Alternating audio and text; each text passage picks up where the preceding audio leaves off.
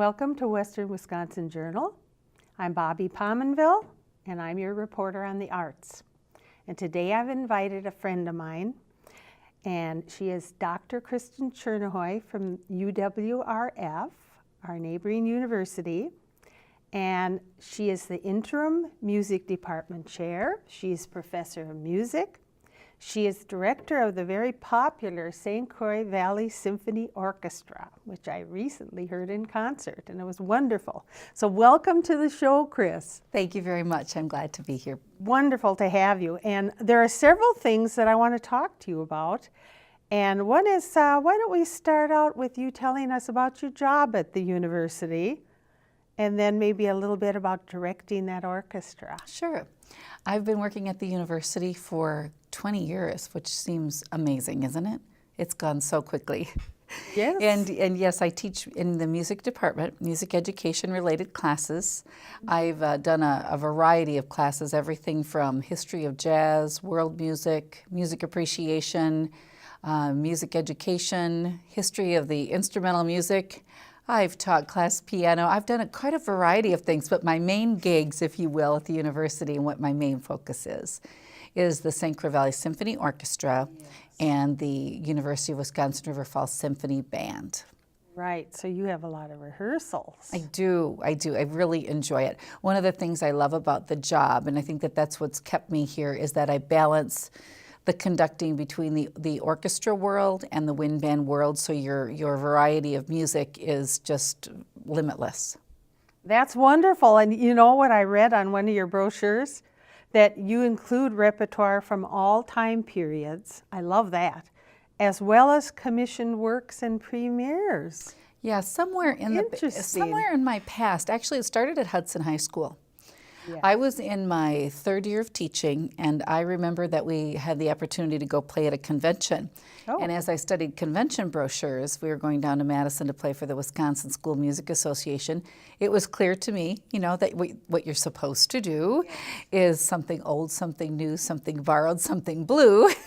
Oh, that's the quick and dirty way to program. I love it. And then to have new works. Yes. So I lined up with a composer, and it was the beginning of many, many commissions. I believe I must have about 25 commissions that I have either led, participated in, and premieres for sure. Oh, so oddly enough, all across the world. I've done for wind band, I've done for orchestra. Mm-hmm. It's really rewarding to work with composers, living composers, and get them to campus and get inside their heads. And then when they write new works, they send me links and encourage things. So it's been a beautiful, beautiful ride. We just have to segue off a little. Okay. Because could you just tell us about maybe one of the composers that really touched you or that you really learned a lot from? Sure. Yeah, there is one that kind of made a difference in my life. And there's been a few. I'll have to do two now. I'm going to do a close and a far. That's fine. My first commission was from a college friend from Luther College named Dan Coleman, who lives in Northfield, Minnesota. I know who that is. And so he was my very first commission, and I remember I think I paid $1,000, and it was his first wind band work, and I think it was 9 minutes long. In other words, he wasn't doing that. Okay, it's $1,000 per minute, which is kind of average, It's kind of normal. That's right, the cost. Right, the cost.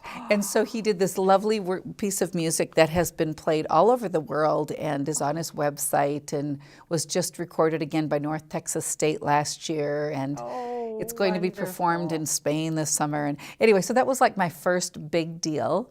Yes. And so that was a local friend that I continue to support. So I think I've been involved about 5 commissions with him, just out of sheer friendship and community. Oh, he is a quality person, I know that. Yes, because you've worked with him also here in Hudson. There's been a couple premieres with the vocalists. Yes, the Festival Chorus did one of his works one year, and we rarely do that, so that was quite unusual.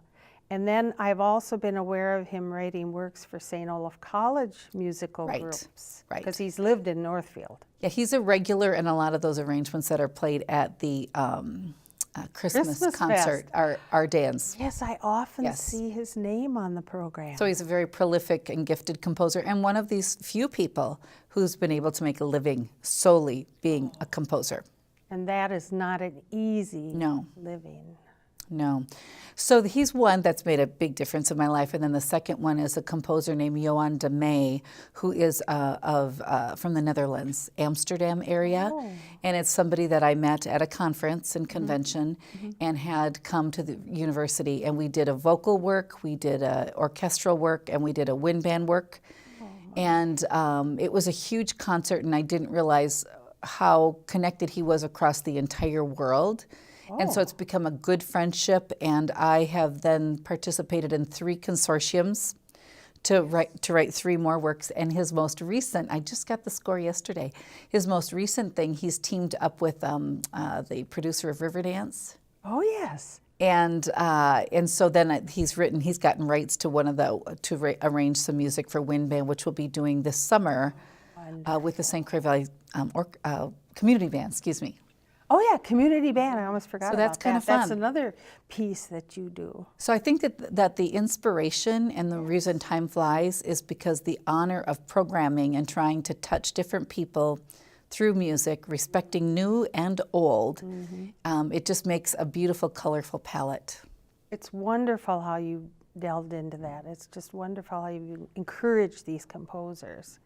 And how wonderful for your musicians to learn from different composers in different genre. I just really enjoy that you do that, Chris. Thank you. All right. So let's see. We were going to talk about some very special things today.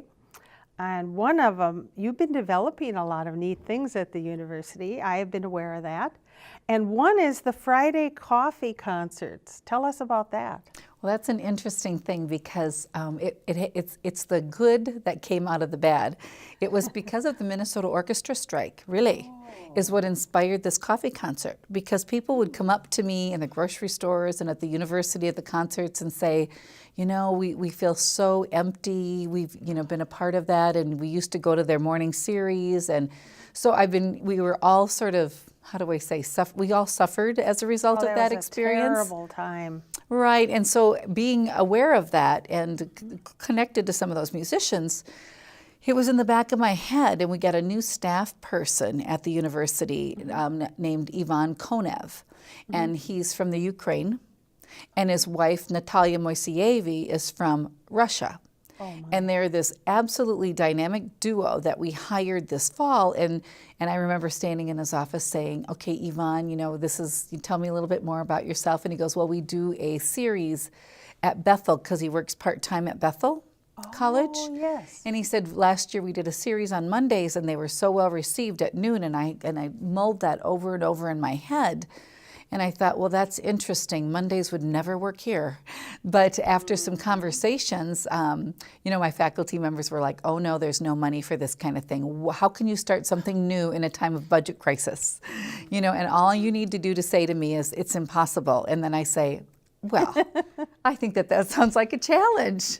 And so it was a challenge to me to try to figure out a way to create a new series to serve the public and really serve the people who are free during the day. So I don't want to say the elderly, because people of all ages come. True. But my inspiration was really people who don't like to come out at night, who like to see where they're walking, icy roads, etc. Look at, we're in winter most of the time, aren't we? Well, that's true. Lately, it's been pretty bad. And so I was trying to think, how could I serve this part of the population that I so value and appreciate? And so I decided that Fridays we would give it a try. And on my very first Friday, it was the 3rd week of December, I think we had 300 people in the audience. Oh, my. I was so happy. And so then that inspired me then to put a number of them together. And so I think we've had 4 interesting this Thursday. Oh, right. Minnesota Public Radio has grasped onto this. Really? And they have taken copies of our CDs that we've made. A result of this, and they are going to be putting them on the air. Oh my goodness, that's just a wonderful. This has kind of gone crazy, and what's really interesting is I just sort of started putting things together and walking down the hall and say, anybody free on the 11th or the 18th? Anybody want to play? Yeah. And so I put these things together, and then became very funny because people started calling me, could I play on your series? Really? So yeah, it's turned into a lovely outreach piece of service. And then I just got my first donation last week that helps me pay for the coffee and the cookies afterwards.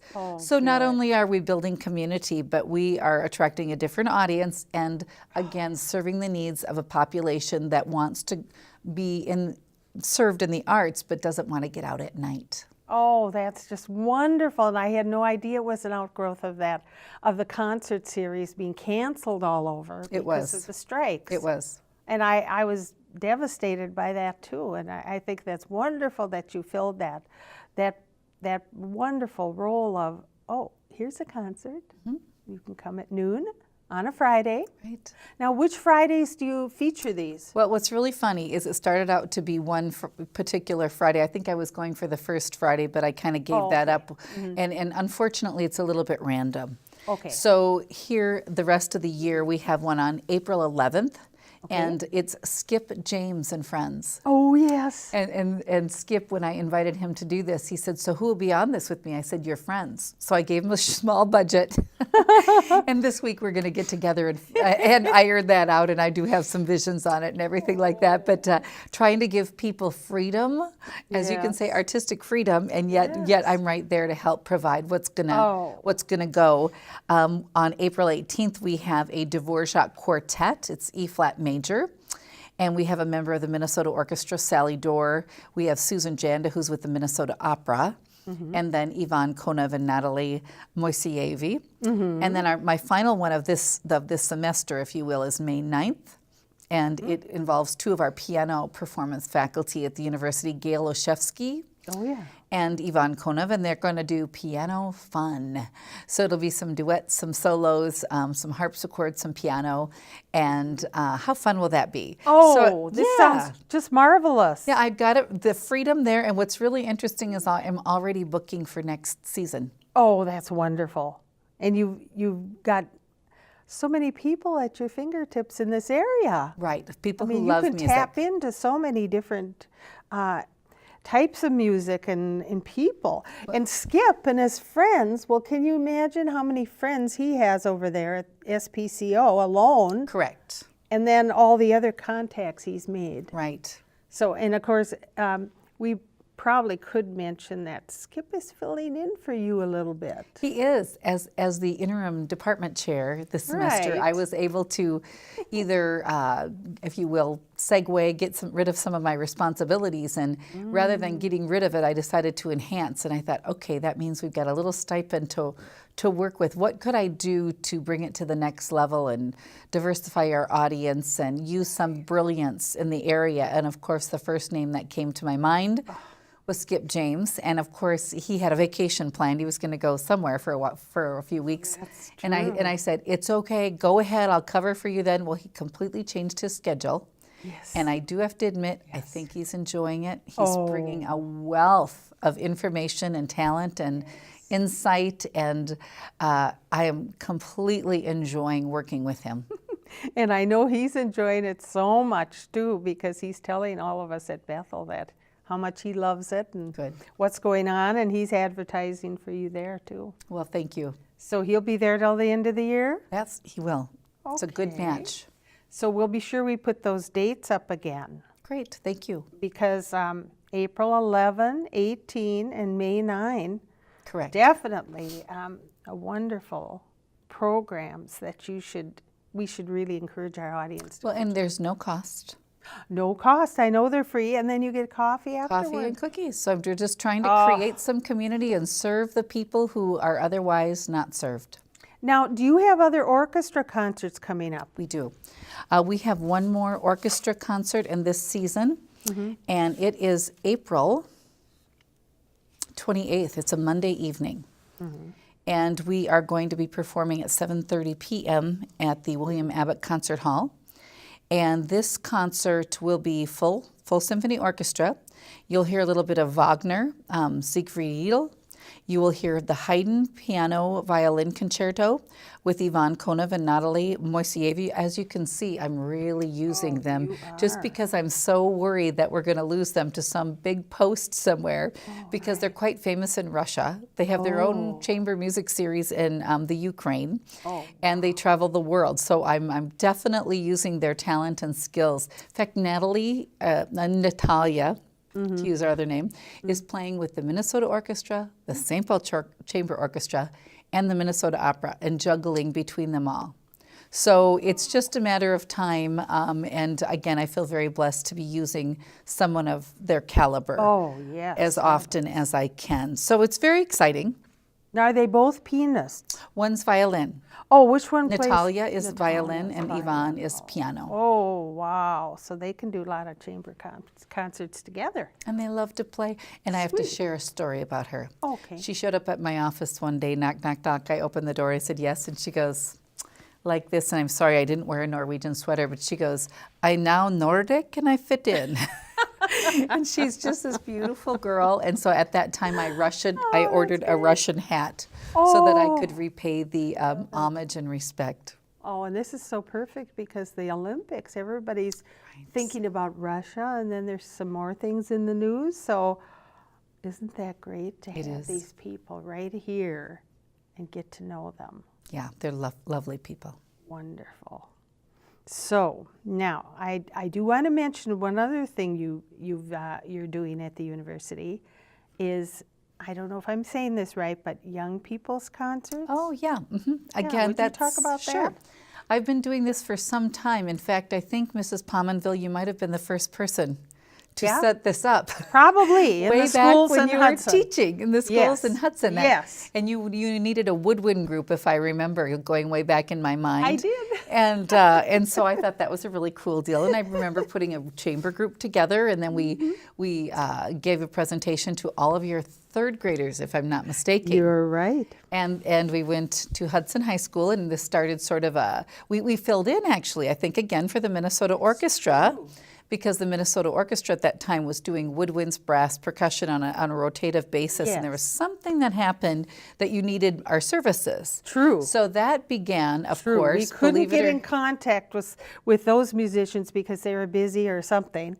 And then we decided, let's go to the university and let's find if we could fill those positions. And of course you did. We did. And even the brass. And even the brass. Because you have a brass group there. Of course. Yes. That was fun too. Yeah, we have. So they did come and play at the auditorium, Performing Arts Auditorium in Hudson. And that was we called it Music in Our Schools. And it was offered to all the third graders. So now, how do you run your program at the university? So what I've been doing at the university for many years is it's the last Friday of March, first week of March.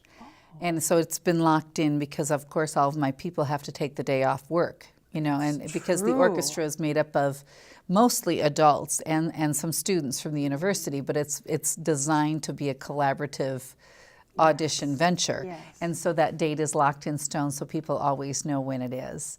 And we do a 10:30 and a 12 o'clock concert for young people. Right. And this year, I think our 10:30 concert had 400 students. They came from Thorpe, Wisconsin, River Falls, Stillwater, and then we also attract a lot of the homeschool community. Oh, right. And let's see, Hudson, we were last year, in fact, and then sometimes people will say, well, just please bring the orchestra and we'll do the 12 o'clock concert here. So we've actually gone off-site, Hastings, Hudson, River Falls, Stillwater as well. Yes. But the idea is that we do a program that is educationally sound. Yes. Complete with poetry and music, always some reading or dancing, and a little bit interdisciplinary. Oh, I love that part of it. And expose young people to the orchestra and make the music fun and hope in turn that they want to participate themselves at some time. Oh, I think that is wonderful that you tapped into that because a lot of schools in this area and a lot of students don't get to go to orchestra concerts. Correct. And so this really opens up a whole new venue for them. Right. This year our title was Music of Germany, so we focused on a country, and then that and composers that were born, if you will, born and bred in Germany. And so that really, and then the teachers can take it as far as they wish. Oh, that's wonderful. A unit or not. I love the interdisciplinary approach, and I used it a lot when I was teaching. And I do think that you really do learn more, and you learn it a lot faster when you're interested in everything, all the arts. And so I really like that aspect of it. And I know a lot of times it was combined with other things like art and so on. And that is just my favorite way to teach orchestra. Right. Listening lessons, because it's so much more than just, oh, we're going to listen to this music. And of course, you can have things to listen for, but you still want to go into other areas. And I love the music of Germany. Oh, what a beautiful thing. And I believe I heard that concert. You heard part of it, yes. I heard part of it. And what we did for the young people was different than what we did for the full audience, of course, because we had to do variations on Twinkle Twinkle. Oh, introduce right. all the instruments of the orchestra. You know, so we make it very fun. It's just wonderful. Those are some of my favorite composers. Oh, what beautiful music. Well, you could just take Bach alone. And the things that were programmed last Sunday at the concert I attended a week ago Sunday, it was such a nice variety of music. It was just wonderful to sit there and hear the different aspects of the music. And then there was a vocal soloist. There was Margaret Ray. And she is wonderful. And I think she's going to be featured more in this area. Good. Well, she's been traveling for 30 years. Well, that's true. Yeah. But most people don't know we have a professional singer here. Because when she came home, she needed a break from it all. Well, that's true. So now she's going to be splitting her time a little bit more. And so, yes, we will definitely use her and give her opportunities to perform. And she's a world-class vocalist. So that was an honor for us. I know she's probably going to be on the program at the Phipps for next year. Good. Music series. So, and with Skip James accompanying, so that'll be nice. All right, moving on. Now you've been traveling a lot with various music groups, and you've taught in various countries like Scotland, and I know about some of those things because you're my friend. But what is planned for June? This June I'll be taking a group of adults and some students to Spain. And it will be a tour that is not just a tour, but it's been a collaborative venture, complete with new music, new composers, a sharing. I go a little bit deeper than the norm, just because I feel that that's my responsibility as a professor to do so. We've got students who are researching, doing research proposals. We've got people studying world music prior to it, during, and after. There'll be a plethora of PowerPoint presentations and poster sessions. It's not just taking a tour. I don't do that. I provide many, many layers for the students, and yes, there will be about 45 of us going for 10 days. Oh, okay. And I just had a conductor here from Valencia and Madrid. And he was in residence 7 days at the University of Wisconsin River Falls. He conducted a concert, led rehearsals, taught world music classes, gave sessions on understanding the cultural differences and how those communities build strength through music programs for all ages. And I think it was a great experience of learning about a country, studying it, learning about its composers, music, and then we'll be learning things and going over there. Oh, wonderful. Now, are you talking about performing there, or a group of people who are music students, or? All of the above. So Everything. some people, in fact, I've got students from St. Thomas Gustavus, University of Minnesota, River Falls, taking the course, if you will, world music course. Okay. And studying and doing online music. So we got that. We've got some people doing research. And then the other layer are the performers. Right. And then, of course, there's some non-performers. Well, that's true. And those are the non-performers who I'm standing in coffee and chatting with somebody, and they'll say, really? For that? Please, can I come? And I'll say, sure. So then we've got, if you will, I call it the support group. But we're all going to explore Spain, and we're going to Madrid, Toledo, Valencia, and Barcelona. Oh, wow. That's just wonderful. Now, a couple questions about that. Is your trip full? Do you have room for any more? I do. I still have room for people. You do? I do. Because we are going to give some contact information. Oh, great. Sure. Okay. Well, a little later. Then the other question I had about that was, you were very smart to plan that for June. Yes. Because the other students in other colleges wouldn't be able to join if it were during the school year, right? Correct. So now are they getting credits? Yes. Oh, great. It's optional because, of course, you have to pay separate for that. Right. So if they want 1 to 3 credits, we are running this through Global Connections. Yes. And so, yes, there's credits available, there's research available, and the reason it is in June was actually it was strategically put there to attract any teachers that might want to go. Yes. Because they don't get the opportunity because their schedule is so predisposed, if you will. And so that's the last day of classes. So we fly out that afternoon. Oh, okay. Did you say June 1st? June 12th. June 12th. Okay, I wasn't sure there. All right, now one other thing that you've really developed, and I admire you so much for this, is some online classes. Oh, yes. Can you tell us about that? Sure. That became, how did I get involved in that? I got involved in that from a funny way. You had mentioned that I've taught abroad, and I have loved, absolutely loved every opportunity that I've been provided. Oh, yes. And I taught in Scotland at the Wisconsin and Scotland program 2 different semesters. And the first semester, I remember I had a little budget to ship all of my stuff, and I had everything that you could you could imagine, everything possible, and shipped it over. The second time, my budget was significantly less. Again, all these budget cuts that have hit the university and higher education, and they said, well, you really don't, you can pack 1 box and you can send it over. And so I was down to 1 box, and I have to admit that I like my resources. And then the third time that I taught with the International Traveling Classroom. And it was going to be a 3-week class, or my section was 3 weeks. It's a semester-long class. And I was to go to Edinburgh, Scotland 1 week, London, England 1 week, and Paris, France for 1 week. And I was told that you have to carry all of your books or whatever it is, so you should probably try to figure out a different way to do it. So needless to say, with today's technology, that would be about 3 years ago. With today's technology, you really can do a lot of things with your computer. That's true. And so that started the ball in motion because I had my backpack, right? Wow. And so then I had to figure out how to do all this stuff online. True.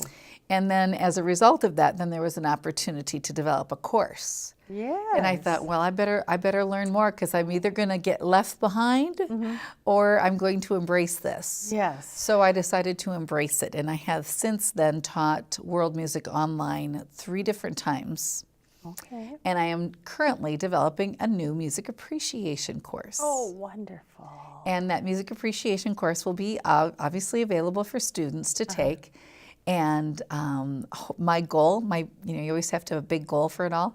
My goal is just to enhance the public. People want to know about instruments. Yes. They want to know about various things. Yes. So if that segues into day-long workshops through community education or opportunities perhaps at the FIPS, I will have all of my resources available online and be ready to serve.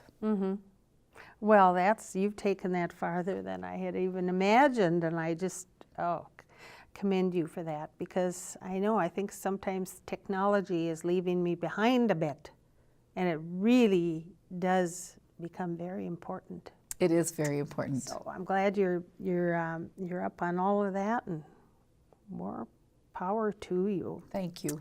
All right, so I don't know, I've covered mostly what I wanted to say. Did I miss something in your program that you would like to talk about? Yeah, actually there is one thing I want to talk about.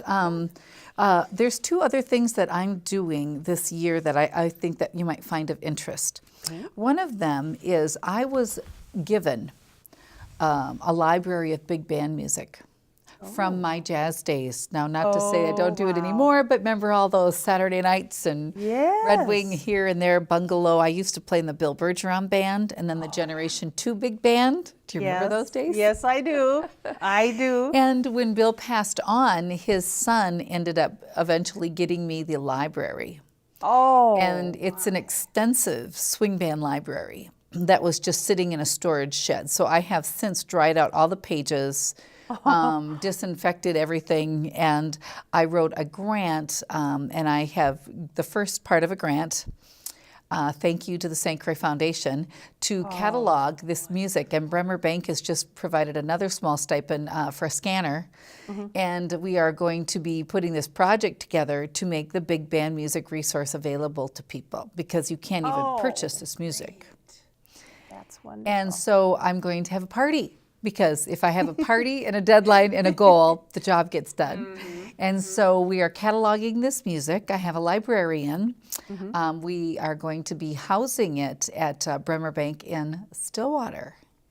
They have been so generous to us to provide file cabinets. Wonderful. And then when people want music, then we're going to scan the music and get it out. So it's a big project, and it's community-wide. It's community-wide. It will be housed and organized and very cool. And so I'll be giving a party, a big band dance party. Oh, wow. And it'll be the first weekend in October. So hopefully you'll be helping me with that. So we'll discuss that another time. That sounds really good. But that's one of my, in fact, I just opened up a Kickstarter campaign, because all we're doing is raising money to pay the librarian.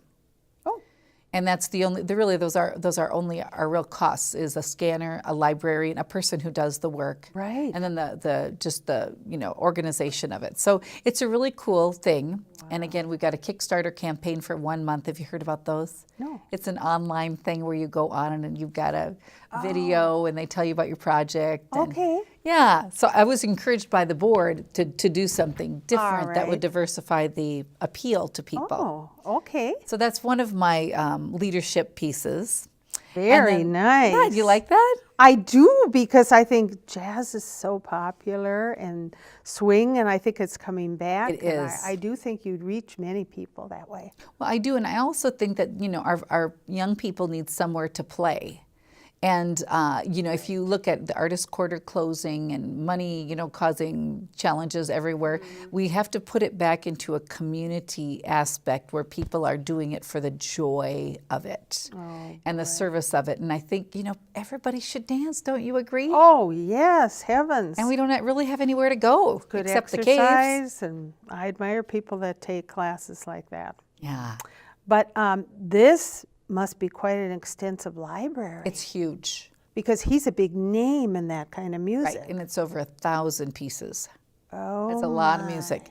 So, of course, it was all in suitcases, all mixed up, bless their hearts. So it's a big job. Oh, wow. So you're working with a librarian to put this all together, and then it will be available to people that have groups, right? Yeah, right. Wow. So that's one of my projects. That's huge. That's a huge give back, if you ask me. Well, and that's all it is. As you can know, I'm not looking for it's never for me. It's kind of to serve and to create an opportunity for others. Yes. Yeah. Oh, that's very exciting. That's one of my But exciting. You know what? We didn't tell people what your expertise of playing is in. Well, I play the saxophone. Yes. And I love it. And I love swing band music, and I love all styles of music, but I played a lot in those days. Yeah. Yes, yes. And of course, I remember that, and I've known that for a long time, and I've heard you play many times. But I don't hear you that much anymore. So I played last Thursday. You did? I did. So I've done more recitals, and I've played with a couple big bands. I played last Thursday I played with the symphony band, because it was sort of an extended saxophone piece. So yeah, I'm here and there. Oh, what fun. I'm here and there, yes. All right. I well, play good my then. band I'm out. camp. I'm out to lunch on that. I didn't know you were performing still. I am. Wonderful. And I play often at my church as well. Oh, good. Yeah. That's excellent. And so my last thing that I'm doing right now that's immediate is there's a big community collaboration in the St. Croix Valley that's going to culminate in a concert July 17th down at the Hudson Bandshell. Oh. And it involves poets, painters, the St. Croix River Association. There's a display by an artist at the Phipps called Tropical Wings that opens that month.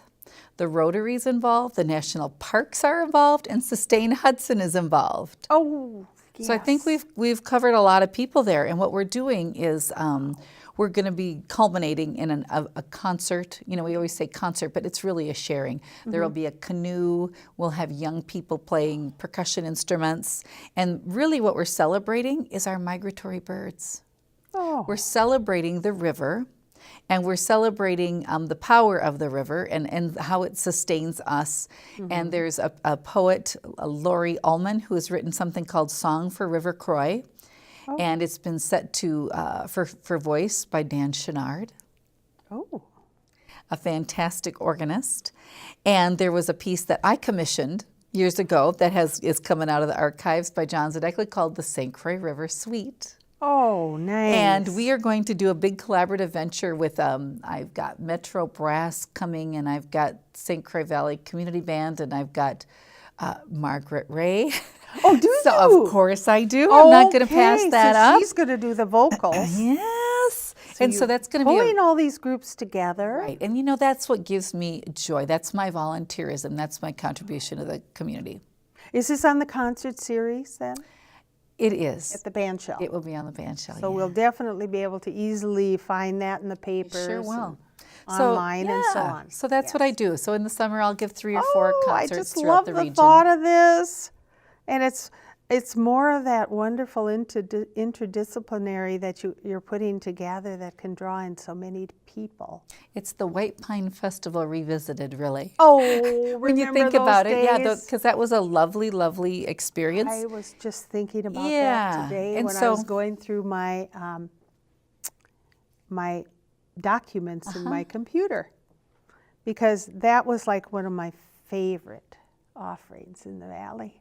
Well, and it was one of mine too. And as a result of that, it did, I'm not going to say it changed me, but perhaps, and inspired me. And I agree. And I have a friend, Bill McCarthy's his name, we get together for tea once in a while, and he says to me one day, he goes, so if you really could do anything, what would it be? I said, I'd probably be living the White Pine Festival, and all the time. And he said, so what's stopping you? And I thought, oh, there's another challenge. Oh, so wow. Yes, I try now to incorporate as much interdisciplinary poetry, art, music together, just to serve our region. Wonderful. It's very rewarding. Oh, I love what you're doing. Well, I think you're living your dream, really. I think I am. I think you are. Now, that particular, some of the things you mentioned that are coming together for that, like Sustain Hudson, and is that sort of coordinated a bit at the Phipps too? Anastasia is involved with us. That's yes, in our planning. I'm thinking, yes, because I'm going to be interviewing her in the near future. She can talk about that as well. And we can definitely talk about that. Because there's some classes that are going to lead up to it, and then there's a sculpture of materials that they get from the cleanup of the river, and it's just layer upon layer of why do we live here and how do we celebrate the river that unites us. Oh, that's beautiful. Ah, I'm so glad you told me about those, because I really had not heard anything about them at this point. All right, now we'll put some dates down and so on, but how should people contact you or the university to find out about things? You know, I am an open book. Is there anything in particular you want? Yeah, I've got Facebook pages and websites, and you can always call me. You're always welcome to call my cell phone. I'm kind of an open book, and my cell is 715-410-7416. I have a home number that's in the Hudson book. Mm-hmm. You know, my emails are just my name, Kristin.Tjornehoj, either at gmail.com or uwrf.com. My program assistant at the university is quite kept up to date. Good. We try to hit a variety of Facebook pages. Good. I've got a website out there, Cast Productions, and we try to get the information out as much as we can. All right, so we're going to definitely make people aware of some of these important dates, and so they'll be able to contact you in case there are questions and so on. And who knows, we might even get comments from people that want to join the orchestra and so on. Love it. Is it audition, by the way? Yeah, I do hear an audition, yes. You do hear an audition? I do, for the orchestra. Okay. Most of the community band and some of that stuff is whoever wants to come and dust their horn off and join us. But the orchestra is a little bit more selective. Right. And it just is what it is. Well, this has been delightful. Thank you so much for coming today. I've enjoyed talking with you. I've learned much more than I really thought I ever would. Well, I appreciate the opportunity to share because my whole goal is just serving the Valley through the music. And you do a wonderful job. Thanks. So I hope you enjoyed the show today. Check out some of the dates, and we hope to see you at some of the concerts. Thanks for watching.